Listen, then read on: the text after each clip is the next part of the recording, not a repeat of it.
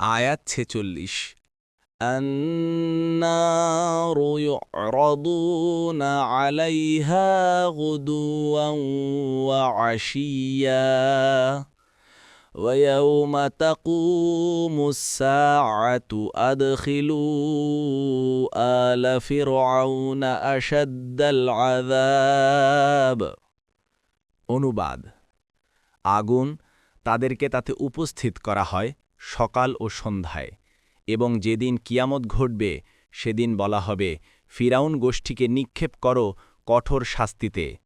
তাফসির ১ নং ফুটনোটের বিবরণ। বহু সংখ্যক হাদিসে কবরের আযাবের যে উল্লেখ আছে এ আয়াত তার সুস্পষ্ট প্রমাণ।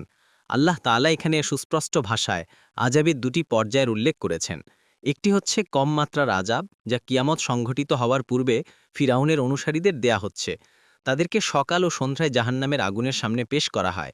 এরপর কিয়ামত আসলে তাদের জন্য নির্ধারিত বড় এবং সত্যিকার আযাব দেয়া হবে। ডুবে মরার সময় থেকে আজ পর্যন্ত তাদেরকে সে আযাবের দৃশ্য দেখানো হচ্ছে এবং কিয়ামত পর্যন্ত তো দেখানো হবে। এ ব্যাপারটি শুধু ফিরাউন ও ফিরাউনের অনুসারীদের জন্য নির্দিষ্ট নয়, অপরাধীদের জন্য যে জঘন্য পরিণাম অপেক্ষা করছে, মৃত্যুর মুহূর্ত থেকে কিয়ামত পর্যন্ত তারা সবাই সে দৃশ্য দেখতে পায়। আর সমস্ত সৎকর্মশীল লোকের জন্য আল্লাহ তাআলা যে শুভ পরিণাম প্রস্তুত করে রেখেছেন তা সুন্দর দৃশ্যও তাদেরকে দেখানো হয়।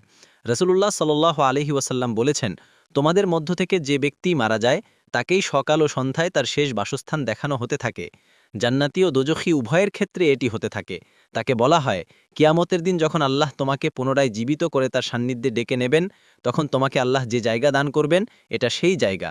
মুসনাদ ১/১13, বুখারী ১৩৩৯, মুসলিম ২৮৬৬।